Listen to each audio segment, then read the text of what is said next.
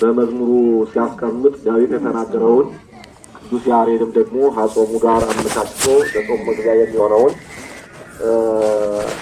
የደነደነ ልቡና ካለ እግዚአብሔርን ያለ መፍራት ልቡና ካለ ያንን ለመንገር ለማስተማር ተቀናዩ ለእግዚአብሔር በፍርሃት ይላል። መዝሙር 2 ከቁጥር 11 ያለውን የወንጌሉ መግቢያ አድርጎ አባቶቻችን ሊቃውንት በአንድም ጾሙ ቅበላውን ጾሙን የሚነካ ሁሉም ነክ በሆነው አስቀምጠዋል። ስለዚህ ተቀናዩ ለእግዚአብሔር በፍርሃት እግዚአብሔርን በመፍራት ተገዙ ይላል። አሁን እግዚአብሔርን የማይፈራ ሰው ኑሮ አይደለም። ሐዋርያው ያዕቆብ እንደተናገረው አይደለም ሰው ፍጥሩ ይቅርና አጋንንትም ይፈራሉ ይንቀጠቀጣሉ ይላል። አጋንንት ሳይቀሩ ይንቀጠቀጣሉ። ነገር ግን መንቀጥቀጣቸው መፍራታቸው ምግባር ትሩፋት አላሰራቸውም እንጂ አጋንንትም የእግዚአብሔር ስም ሲጠራ ይፈራሉ ይንቀጠቀጣሉ ብሎ ሐዋርያው ያዕቆብ ገልጾታል። መፍራት ወታሰይለቱ በረአድ በፍርሃት በረአድ በመንቀጥቀጥ ደስ ብሏችሁ ስትፈሩም እግዚአብሔርን ስትገዙ ለእግዚአብሔር ስትገዙ ስታገለግሉ እግዚአብሔርን ስታገለግሉ ደስ ብሏችሁ ይላል። ፍርሃት እንግዲህ የልቡና ነው። ረአድ የጉልበት ነው። ድንጋጤ የጭንቅላት ነው። እና ፍርሃተ ልቡና በፍርሃተ ልቡና ሆናችሁ በረደተ ብርክ ጉልበታችሁን በማንቀጥቀጥ ጭንቅላታችሁ ላይ የልቡና ዋናው ትልቁ ሁለመናውን የሚይዝ ጭንቅላት ነው እና በመደንገጥ በመፍራት በመንቀጥቀጥ ሆናችሁ ደስ ብሏችሁ እግዚአብሔርን ተገዙ ይላል። ግዛት መገዛት ያው ባለቤቱም እንደተናገረው ለሁለት ነገር መገዛት እንደማይገባ በማቴዎስ ወንጌል ምዕራፍ 6 ከቁጥር 24 ላይ ተናግሯል። አንድ አገልጋይ ለሁለት ጌቶች መገዛት አይችልም። አንዱን ይወዳል፣ አንዱን ይጠላል፣ አንዱን ይንቃል፣ አንዱን ያከብራል ይላል። ንቅልና ይህን ካለ በኋላ እንደዚሁም ሁሉ የሰው ልጅ ለገንዘብና ለእግዚአብሔር መገዛት አይችልም ይላል። ይህ እንግዲህ ባለቤቱ የተናገረው ነው፣ በማይታበል ቃሉ የተናገረው ነው። ስለዚህ ሁለት ግዛት አለ ማለት ነው። ለሁለት መገዛት አትችሉም ካለ ይህን ሲገልጽ ደግሞ ለእግዚአብሔር ተገዙ ካለ በኋላ ባለቤቱ ደግሞ ይሄ ዳዊት የተናገረው ነው። ቅዱስ ያሬድ አምጥቶ በአስተዋጽኦ የተናገረው ነው። ባለቤቱ ሲያስተምርም ደግሞ ለሁለት ጌቶች መገዛት አትችሉም። ይህም ለሁለት ጌቶች የሚገዛ አገልጋይ ባሪያ አንዱ ቆላ ያዘዋል፣ አንዱ ደጋ ያዘዋል እንደ ፍላጎታቸው። አንደኛው ባለጸጋ ደጋ ሊሆን ይችላል ስራው። አንተ ደጋውን ወጥተህ አርሰህ አፍረዋል ይለዋል። ያንኛው ባለጸጋ ደግሞ ቆላ ወርደህ መንጠሩን መንጥረህ ቆጥቁጠዋል ይለዋል። ስለዚህ ከየትኛው ይውላል? ከደጋው ነው ወይስ ከቆላው ነው? ለሁለቱ እንግዲህ ተገዥ ነው። ለየትኛው ይውላል? ስለዚህ አማራጭ የለውም። ለአንዱ ይታዘዛል። ሁለት እግር አለኝ ብሎ መቼም ከሁለት ዛፍ የሚወጣ የለምና፣ እንደዚህም ሁሉ አንዱን ደግሞ በጣም አድርጎ ይወዳል፣ አንዱን ደግሞ ይጠላል። በስራው ይጠላዋል። አንዱን ይንቃል፣ አንዱን ደግሞ ያከብራል። ይሄ በሰው ዘንድ ያለ ነው። አንዱን ይወዳል፣ አንዱን ይጠላል። እንደዚህም ሁሉ ገንዘብን የሚወድ ሰው ገንዘብ ለገንዘብ አትቀሙ፣ ገንዘብ ለማግኘት አስሩ፣ አትውጡ፣ አትውረዱ ማለት አይደለም። ነገር ግን ከራሳችን አብልጠን ከራሳችን ገንዘብ ራሳችን ሊያስተዳድረን፣ ራሳችን ሊመራን፣ ራሳችን ሊገዛን አይገባም። እኛ ልንገዛው፣ እኛ ልናዝበት፣ እኛ ልናስተዳድረው እንጂ ገንዘቡ ሊያስተዳድረን አይችልም። ሊያስተዳድረው አይችልም። ስለዚህ ገንዘብ እንደሚያስፈልግ ይናገራል። ለምን ጥረግረህ ብላ ማለት አፍራ ማለት አይደል? መጣር ማለት መውረድ በላብህ ወርደህ በላብህ ብላ ማለት ገንዘብ አግኝተህ ገንዘብ በገንዘብህ እንትስተዳደር ሌላ እንዳትቀማ ነው፣ እንዳትሰርቅ ነው። ስለዚህ ይሄ ደግሞ ያን ሲል አንዳንድ ጊዜ ጥቅሶቹን የምናጣም ሰዎች እንዳንኖር ብዬ ነው። እንዴ ገንዘብ አያስፈልግም ራሱ ቄሱ እንኳን ገንዘብ ይፈልጋል ሲሉ ይችላል። አስር አይደለም አታግኝ አይደለም። ነገር ግን ከወንድም ከእህት አብልጠን ገንዘብን አናይም። ከእግዚአብሔር አብልጠን ገንዘብን አናይም። መቼም ማን ይበልጣል? እግዚአብሔር ይበልጣል። ስለዚህ ይህ ምን አለ? ተቀነዩ ለእግዚአብሔር በፍርሃት አለ። በፍርሃት ሆናችሁ ለእግዚአብሔር ተገዙ፣ ለእግዚአብሔር ተገዙ። ለእግዚአብሔር የተገዙ ሰዎች ቅዱሳን ነቢያትን፣ ቅዱሳን ሐዋርያትን ስንመለከት ምን ያህል ክብር እንዲያገኙ አይተናል። ነቢያትን አይተናል። ገንዘባቸውን የናቁ ሀብታቸውን የናቁ እነ ነብዩ ኤልሳዕን መመልከት ይቻላል። ሀብቱን ንብረቱን ገንዘቡን ለነቢያን ሽጦ ለውጦ ኤልያስን እንደተከተለው አይተናል። እናቶቻችን ለቤተ እግዚአብሔር እንደሰጡ እንደመጸወቱ ለቅዱሳን ማረፊያ እንደሰሩ ሱናማዊትን ማየት ይቻላል። ስለዚህ አባቶቻችን ገንዘባቸውን ሽጠው ለውጠው ለነቢያን ሰጥተው እግዚአብሔር እንደተከተሉ ባለቤቱን ተከተሉ ሲል ሁሉን ነገር ሽጠው ለውጠው ተከተሉ ብሎ እንዳስተማረ በማቴዎስ ወንጌል ምዕራፍ 19 ላይ ተመልክተናል። ፍጹም ትሆን ዘንድ የዘላለም ሕይወትን ታገኝ ዘንድ ተመልከት ሀብትን፣ ንብረትን፣ ገንዘብን ሽጠህ ለውጠህ ለነቢያን ሰጥተህ ተከተለኝ አለ። በማቴዎስ ወንጌል ምዕራፍ 19 ላይ ይሄን እናገኛለን። እዚህ ላይ ተናግሯል። በማቴዎስ ወንጌል ያን ተናግሯል። ስለዚህ ሰው ፍጹም የሚሆነው ገንዘብ እንደራሱ ከራሱ አብልጦ አይቶ ሳይሆን እሱ የሚያስተዳድርበት የሚገለገልበት ቁሳዊ ዕቃ ቀሪ ዕቃ መሆኑን ተሰባሪ ወይም ጠፊ ዕቃ መሆኑን አውቆ ተረድቶ መሆን አለበት። ከራሱ አብልጦ የሚያይ ከሆነ ግን ይሄ ለእግዚአብሔር አልተገዛም ማለት ነው። ስለዚህ ይህን ቃል መሰረታዊ አድርገው ብዙ ሰዎች ተጠቅመውበታል። በገንዘባቸው በሀብታቸው እነ አብርሃም ስንመለከት አብርሃምን የዛሬው ምክንያት የእመቤታችን ስንመለከት የዛሬውን በዓል ስንመለከት የቃል ኪዳኗን በዓል ስንመለከት መነሻ የሆነው አብርሃም ነው። አብርሃም ሀብቱን ንብረቱን ለነቢያን በመስጠት ለተራቡት በማብላት ለተጠሙት በማጠጣት ለተራቆቱት በማልበስ እንግዳ በመቀበል በሀብቱ አውቆበታል፣ አጊጦበታል፣ ስላሴንም ተቀብሎበታል። ስለዚህ የአብርሃምን ደግነት የዛሬውን ቃል የእመቤታችን በዓል ስናስታውስ የአብርሃምን ደግነት ሁሉ ይቀናል። በአብርሃም መንፈሳዊ የሆነ ሰው ሁሉ በአብርሃም ይቀናል። በአብርሃም መንፈሳዊ ቅናት አንድ ሰው ያደረበት ስምዖን ቅምራዊ የተባለ አንድ ሰው ነበር ይላል። የቅምር ሰው እና የአብርሃምን ዜና ይሰማል። ደግነቱን፣ እንግዳ መቀበሉን፣ ለተራበ ማብላቱን፣ ለተጠማ ማጠጣቱን፣ ለተራቆተ ማልበሱን፣ ያደረውን በማረጋጋቱ ይህ ሁሉ በማድረጉ እየሰማ ይህ ሰውም ሀብታም ነው፣ ባለጠጋ ነው፣ በዘመን የከበረ ነው። እኔ እንደ አብርሃም መሆን አለብኝ አለና ለተራበ በማብላት፣ ለተጠማ በማጠጣት፣ ለተራቆተ በማልበስ፣ እንግዳ በመቀበል ጊዜውን አሳለፈ። ልክ እንደ አብርሃም ስሙ ገነነ ይላል። ስሙ ገነነ።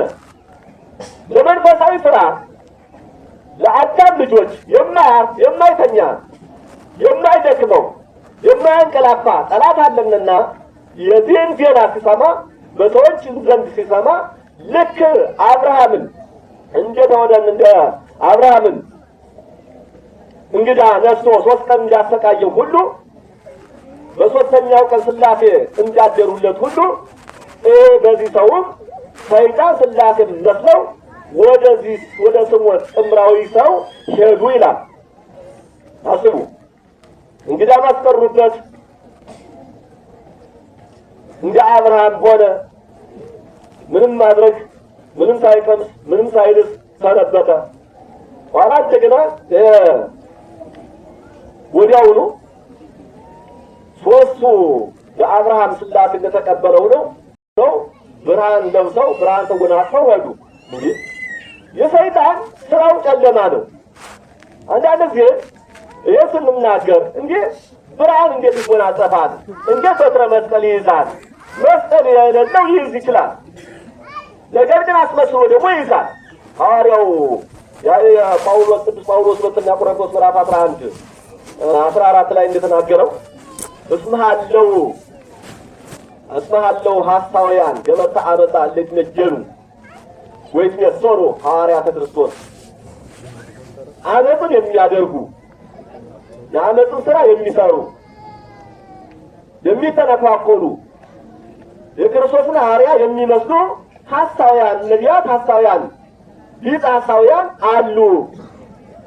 ወዝኒ አኮ ለአንክሮ ይህን በማድረጋቸው በዚህ ነገር አትደነቁ፣ የምትደነቁ አይደላችሁም። እስመሃለው ሰይጣን ይስሚየሰል ከመምላከ ብርሃን በዚህ ምን ትደነቃላችሁ? ሐዋርያት በምን ስራቸው ሐዋርያትን መስለው ሐዋርያትን አክለው ቢመጡ ለምን ትደነቃላችሁ? ከዚህ የበለጠና እስመሃለው ሰይጣን ይስሚየሰል ከመምላከ ብርሃን እንደ ብርሃን መልአክ መስሎ ይመጣሉ የሚመስል አለ። የብርሃን መልአክ መስሎ እንግዲህ አስቡ፣ እንደ ብርሃን መልአክ የሚመስል ሰይጣን አለና የክርስቶስ ሐዋርያትን ቢመስሉ በዚህ የምትደነቁ አይደለም። በክርስቶስን የብርሃን መልአክ እንደ ብርሃን መልአክ መስሎ ሰይጣን ይመጣልና አትደነቁ። ሐዋርያትን የክርስቶስን ሐዋርያትን ስለመሰሉ አትደነቁ። ሰማያዊ መልአክን ቅዱስ ገብርኤልን ሰማያዊ መልአክ ቅዱስ ሚካኤልን መስሎ ይመጣል። ለምን? የመጀመሪያ አዳምን ያሳተው ከባህር ውስጥ ያስወጣው ገብርኤል ላይ ብሎ ነው አይደል? ገብርኤል ብሎ ነው።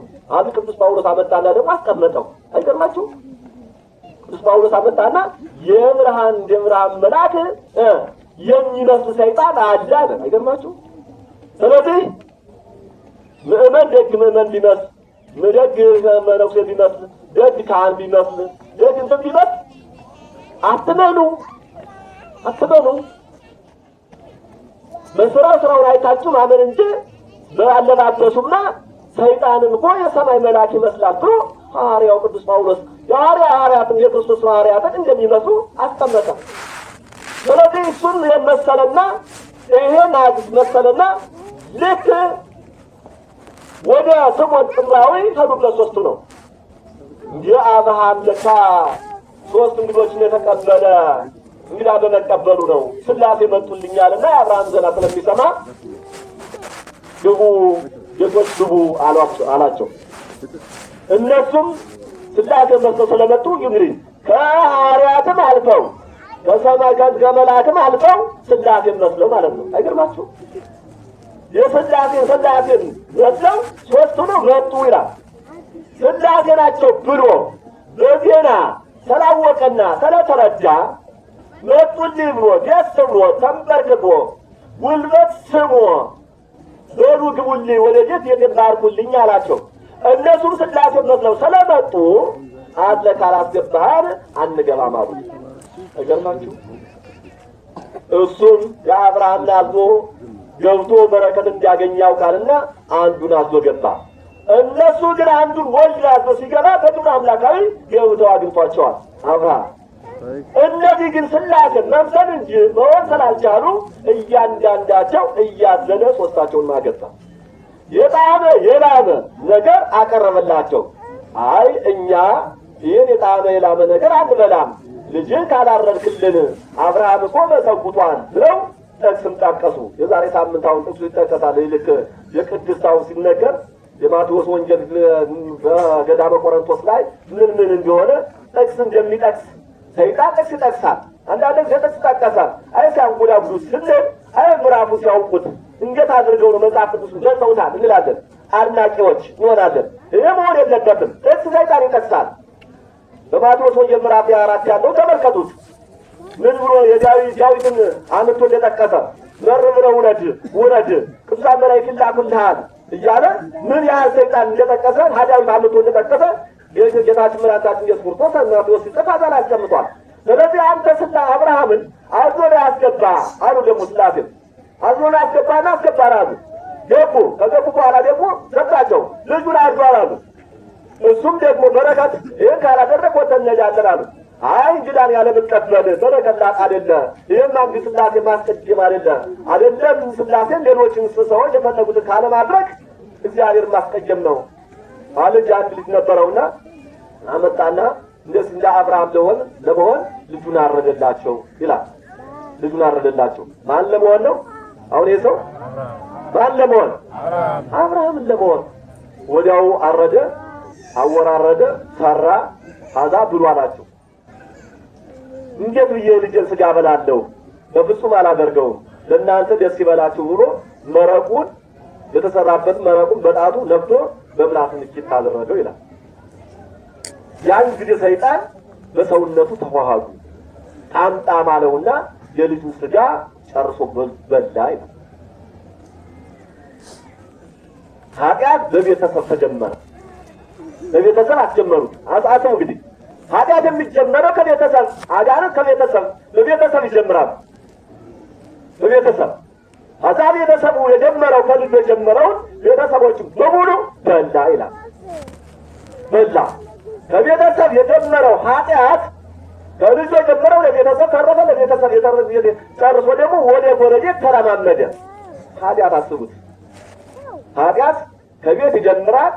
የከቤቱን አናወጠ በኋላ ወደ ጎረቤት ይሄዳል፣ ይሸጋገራል። በሽታ ነው ኃጢአት ማለት በሽታ ነው። ተዛማጅ በሽታ ነው። ተሸጋጋሪ በሽታ ነው። ኃጢአት የሚገርማችሁ ነገር በአንድ አያቆምም።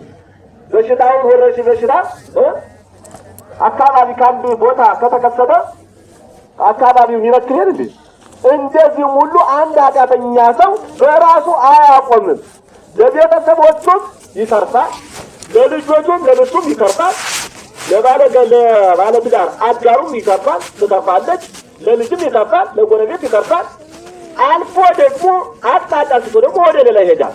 ይህም ሰው የቤተሰቦቹን ከበላ ከጠጣ በኋላ ጎረቤቶቹን ደግሞ በላ። ከዛ በኋላ ከጎረቤቶቹ ይህን እየሰሙ ያጠፋኒ ይበላል ብለው አገር ለቀው ሸሹ አብዛኛዎቹ ይላል። የሚበላው የሚጠጣው ሳጣ አገሩን ጥሎ ቤተዘመዶቹን ጨርሷል፣ ጎረቤቱን አሳዷል፣ የበላውን በልቷል። ሀገር ጥሎ ወደ ሌላ ሀገር ሄደ። ወደ 78 ደም በልቷል።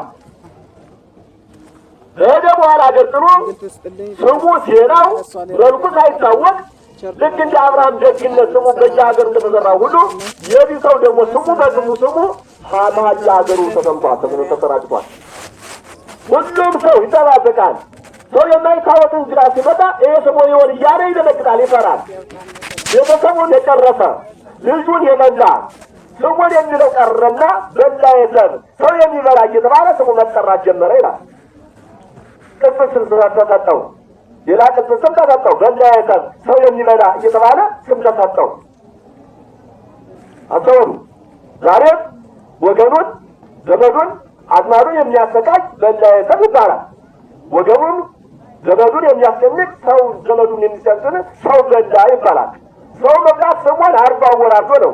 አሁን ደግሞ ሰው በተለያየ ነገር ሰው የሚበላ ሰው አለ። ሰው የሚበላ ሰው የሚፈራው የሚያስጨንቅ የሚያሰብብ ያለ ሰው መጣ ሲባል እነገሬ መጡ ሲባል ሰው መላእክት ስለሆኑ የሚያስጨንቁ የሚያፈሩ አስቡ እንግዲህ ገንዘብ ሲያገኙ ገንዘብ ይዘርፋሉ፣ ካላገኙ ግን እሱ ስለሚገሉ ያስጨንቃሉ አይደል? ይህም ሰው ህዶ አንድ ገበሬ እያረሰ ከገበሬው ደረሰ። ከገበሬው ደረሰና በዚህ መንገደኞች አይሄዱም አለው። አይ ስሞኔን በላ የለም የሚባል ከመንገድ መጥቶ ታይቷል እየተባለ ነው፣ ስለዚህ ይበላናል ብለው መንገዱን ትተውታል። ወደ መንገድ መሄድ አትተዋል። ማን አለ ብለው በላ የለም ስሞን አለ ብለው አስተውሉ። እንግዲህ አሁን ዛሬ አንዳንድ መንገድ ለመውጣት አሁን የሚጨነቀው አለ አይደል? እንጨነቀ መንገድ ለመውጣት ሽፍታ ይኖራል ምን ይኖራል ብለን ያስጨንቀናል አይደል?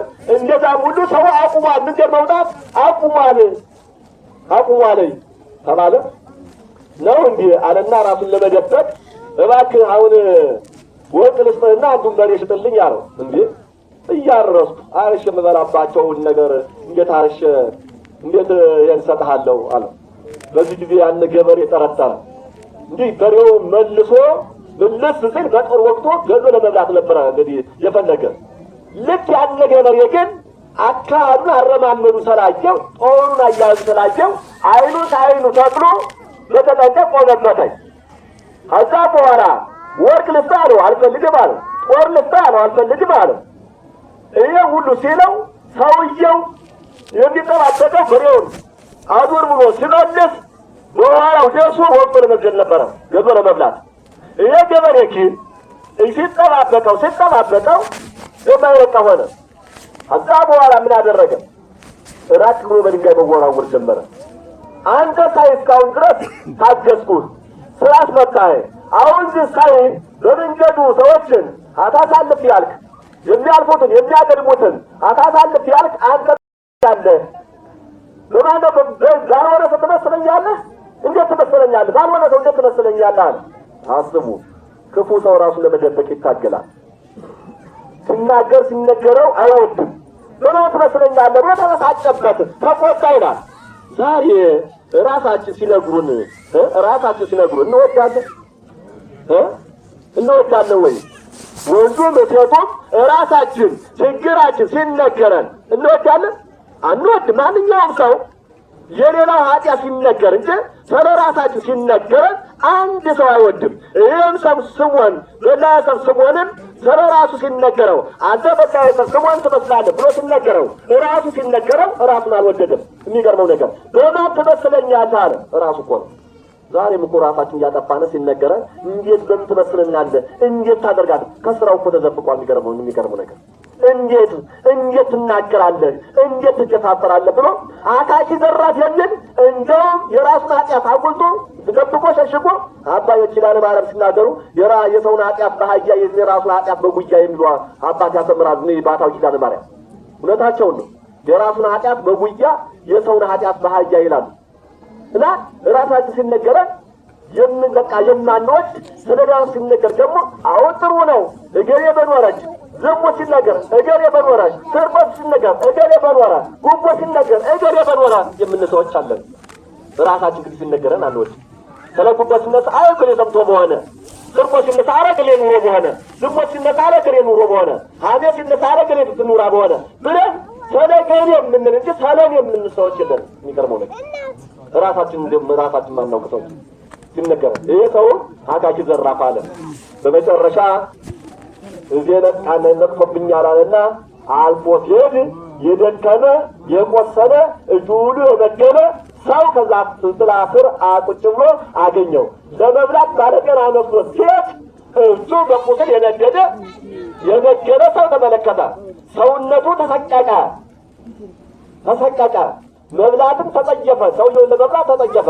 በዚህ ጊዜ የሰው ስም ስለሚያቃጥለው ስሙን በላይተም ከእጁ በቆዳ ለቆ አያውቅም።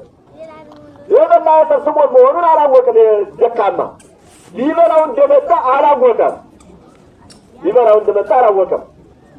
አይቶ ሲመለስ እንዴት አይዘክረ ይሄዳ ብሎ ይዞ ሰላቸው። ይሄ ደካማ ጠምቶ ስለነበረ አረባክ ስለ ቅዱሳን መላእክት፣ ስለ ቅዱሳን ሰማዕታት፣ ስለ ቅዱሳን ሐዋርያት፣ ካስዋ እባክህ ጉሮሮን ጠብ አድርግልኝ አለ። ሊሰማው አልቻለም። ስለ ሥላሴ ብለህ አለው። አሁንም ሊሰማው አልቻለም። ስለ እመቤታችን፣ ስለ ቅድስት ድንግል ማርያም አለ። በዚህ ጊዜ ጆሮውን መለስ አደረገ ይላል። ለመስማት ጆሮውን ወደ ኋላ አደረገ። ሲያደርግ እስቲ ድገማት አለው። ስለ ወላዲተ አምላክ ስለ ቅድስት ድንግል ማርያም አለ። ይህችስ የሰማይም በምድር በሰማይም ምርኩዝ ናት፣ አማላጅ ናት፣ የምታድን ናት። ባይሆን ስለሷ ይቅርብኛልና ከያዘው ኮዳዋ እንዳይነካበት ከንፈሩ እንዳይነካበት ከእጁ ላይ እጁ ተከፋፍሏል፣ ተሰነጣቋል። ከዋው ላይ ከእጁ ላይ ጠብ አደረገለት ይላል። እጁ ተሰነጣቆ ስለነበረ ከእጁ ከብትን የታካ አለቃው ላይ ገብቶ ወደ ጉሮሮ ወደ ከንፈሩ አልደረሰም። ከዛ በኋላ ይሄኛው አልደረሰም። ስለዚህ እባክህ ከጉሮሮ ላይ ጠብ አድርግልኝ አለው። ልክ ከጉሮሮው ላይ አፉን ከፍቶ ከጉሮሮው ላይ ሲያደርግ እናቶች ምጣድ ወይም ጎጎ ደምቋል ብላችሁ ውሃ በጣታችሁ እርጫ እንደምታደርጉት ጠሽ እንደሚለው ድምፅ እንደሚያሰማው ጉሮሮ ወበቀቆ ጉሬው ይላል። ጉሮሮ ተንቃቃ ይላል። ጉሮሮ ተንቃቃ። ልክ ከሰዓት አደመቀ ሰዓት ላይ ውሃ ስትለጡ ድምፅ እንደሚያሰማው ሁሉ የዚህ ደካማ የዚህ በሽተኛ ሰው ጉሮሮ ተንቃቃ፣ ድምፅ አሰማ ይላል። ጥሙ ሳረከው ይሄ ሰጥቶ ከዚህ በኋላ ከሰጠ በኋላ አይ እንግዲህ ሰው አልበላም አለ። ወሰነ። ሰው አልበላም። ሰው መብላት ከተውክ ደግሞ እንግዲህ ወዲያ ደግሞ እህል አልበላም። ስለዚህ በአንዱ ዋሻ ወድቄ ብሞት ይሻለኛል። እንግዲህ እህል ከምበላ ሰው ከምበላ ብሞት ይሻለኛል አለና ይሄ ሰውዬ ይሄ ደካማ መምህር ሁኖት እንግዲህ እግዚአብሔር ሲያስተምር መቼም በተለያየ ነገር ነው የሚያስተምረው። የሚገርመው ነገር መምህር ሁኖት አዛ በኋላ ሰውም አልበላም ብሎ ወሰነ። የሚገርመው ነገር እህልም አልበላም አለ። ሱባኤ ሊይዝ ነው እንግዲህ። እዛ በኋላ ወደ ምን ሄደ? ወደ ዋሻ ሄደ። ሞቱን አጠጸዋ ይላል። በጣይር በጋይር ሳይበላ ራሴን ሲል ጠማኝ ሲል ራበኝ ሲል ማንም ሳይደርስለት ራሱ እየተጣጣረ ራሱ በጭንቀት ሆኖ ሞተ ይላል። ከሞተ በኋላ መላእክተ ጽልመት መጥተው ይህች ነፍስ የእኛ ናት ብለው ወሰዱ።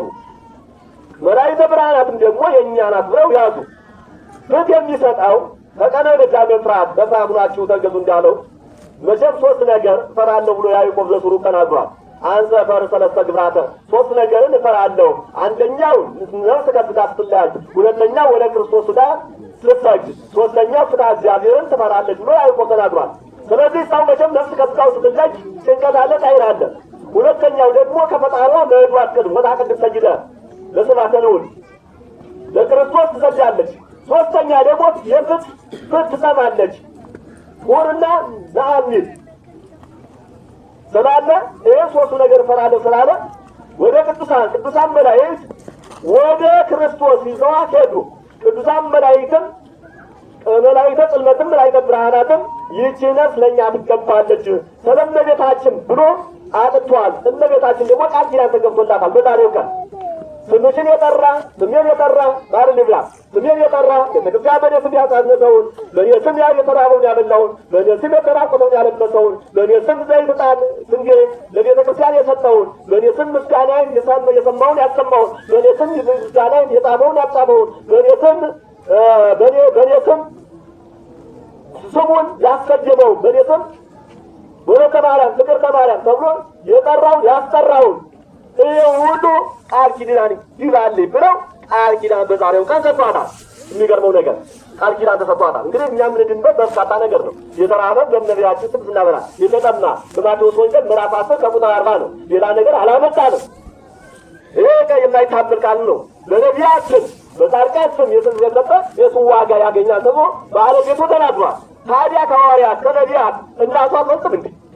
እናቷ አትፈልጥም? ትፈልጣለች። የሚገርመው ነገር ስለዚህ ይህን በጌታ ፊት ትመዘን እመቤታችን መጣ ማርልኝ እምርልሃለሁ ብለ የለም ማርልኝ አለችው። ሰማዕታትን የካደ ቅዱሳንን የካደ ቅዱሳን መላእክትን ወዳጆችን የካደ አማላጅነታቸውን የካደ እኔን ሕያው አባቴን ማሕየዊ መንፈስ ቅዱስን የካደ እንዴት ብሎ ይማራል ብሎ ለእመቤታችን መስለታ እምር ለኪ ስምሽን የጠራ በአንቺ ስም የተጠማውን ያጠጣ ብለህ ቃል ኪዳን ገብተህልኝ አጠጠማውም አንዱ አጥጥቷል። ስለዚህ ማርልኝ አለችው። የእናት ልመና አንገት አያስቀድስ ፊት አያስመልስምና ቅዱስ ሚካኤል በል 78 ነፍስ የበሉትን ነፍሳትንና የሰጠውን ውሃ ይመዝናል። ቅዱስ ሚካኤል ሲመዝነው ያችን ውሃና 78 ነፍስ ሲመዘን አይደለም እንትኑ ሚዛኑ ወደ 78 ነፍስ ዘንበል ይላል። በዚህ ጊዜ እመቤታችን ጥላዋን ጣለች ይላል። አይደለም የእመቤታችን ጥላ ሰው ማዳን ይቅርና የሞተው ይቅርና የቅዱስ ጴጥሮስን ጥላ ማየት ይቻላል። አሁን የማሳመድ ነው ያካተው ሰው የቅዱስ ጴጥሮስ ግብረ ሐዋርያት ምዕራፍ 5 ላይ ድውያን የታመሙት የሥጋ በሽታ ያለባቸው እጃቸው የቆሰለ እግራቸው የተቆረጠ ሰዎች ቅዱስ ጴጥሮስ አልፎ ሲሄድ ጥላው ቢያርፍበት ይድናል እያሉ ከጎዳና ላይ አድርገው የጠዋት ጥላ 400-500 ይሆናል። ልክ የጴጥሮስ ጥላ ያረፈበት ሁሉ ይድን ነበረ ተጎስ ነበረ ብሎ በግብረ ሐዋርያት ምዕራፍ 5 ላይ ተቀምጧል። አሁን ይሄን ነው። ስለዚህ የእመቤታችን ጥላና ከቅዱስ ጴጥሮስ ጥላ ማን ይበልጣል? አይገርማችሁም? የማን ይበልጣል? የእናቱ አይበልጥም እንዴ? የእናቱ አይበልጥም እንዴ? የእናቱ እንግዲህ ዘጠኝ ወር እሷን ያገባቸው በታቀፉ እጆች፣ በሳሙ ከንፈሮች፣ በጠባ ጥቶች ግብፅ ኢየሩሳሌም በተመላለሱ እግሮች እማጸናሃለሁ ቃል ኪዳን ግባልኝ ያበሉትን ያጠጡት ትምህርልኝ ዘንድ ነው የጠየቀችው። የሚገርመው ነገር ስለዚህ ያጠባች እናት፣ የታቀፈች እናት፣ የሳበች እናት፣ በጀርባዋ ተሸክማ የተሰደደች እናት እና ቅዱስ ጴጥሮስና ሐናቱ ጥላ ማን ይበልጣል? እናት ጥላ ትበልጣለች። ይሄን ያደረገች። ስለዚህ የቅዱስ ጴጥሮስ ጥላ እናገራስሙት እንግዲህ አታምዱት። የቅዱስ ጴጥሮስ ጥላ ምን ያደርግ ነበረ? በጥላው ምን ያህል ሲፈጉስ ነበረ? ስለዚህ እመቤታችን ደግሞ ጥላዋን ጣለችበት ነው የሚለው እኮ መናፍቃን የግብረ ሐዋርያት ምዕራፍ 5 ቁጥር 15 ላይ ያለውን መመልከት ያስፈልጋል። በጥላዋ ዳለች ብሎ አሁን እንዴት ታምረ ማርያም ትላለህ? ግብረ ሐዋርያት ቅዱስ ጴጥሮስ ጥላ አይጨበጥም፣ አይዳሰስም፣ ግን ጥላው ድውያን ይፈውስ ነበረ። ስለዚህ የእመቤታችን ጥላ ደግሞ በልደት መለጠፍ ይችላል በክርስቶስ ከእግዚአብሔር በታች ከፍጡራን በላይ የሆነችው ጥላዋን ጣል ስታረግበት ያችፈይ ሆ ምን ወረች ሚዛን መታች ይላል። ከዚህ በኋላ ወደ ገነት ወስዳቸው አስገቧት ብሎ ቅዱሳን መላእክት እያሸበሸቡ ወደ ገነት አስገቧት ይላል። ይሄ የሆነው እንግዲህ በዛሬው ቀን ነው። አስተውሉ። ስለዚህ የእመቤታችን ጥላዋን ጣልባቸው እያለ የምንናገረው ከስምዖን ተነስተን ነው። የቅዱሳን አማላጅነት፣ የቅዱሳን ጫማ፣ የቅዱሳን ጥላ አይለያችሁ እያለ የምናገረው ለዚህ ስለሆነ የእመቤታችን ጥላ አሁንም አይለያችሁ። ስምዖንም በላዕተ ሰብእ ያስማረች በጥላዋ ያስማረች እኛንም ለኢትዮጵያ ለራሳችን በየግላችን ጥላ ትሁነን፣ ከለላ ትሁነን፣ አቁጥር አታጉለን፣ ለንስሐ ሞት ታብቃን። ሁላችን ለጸሎት እንነሳ።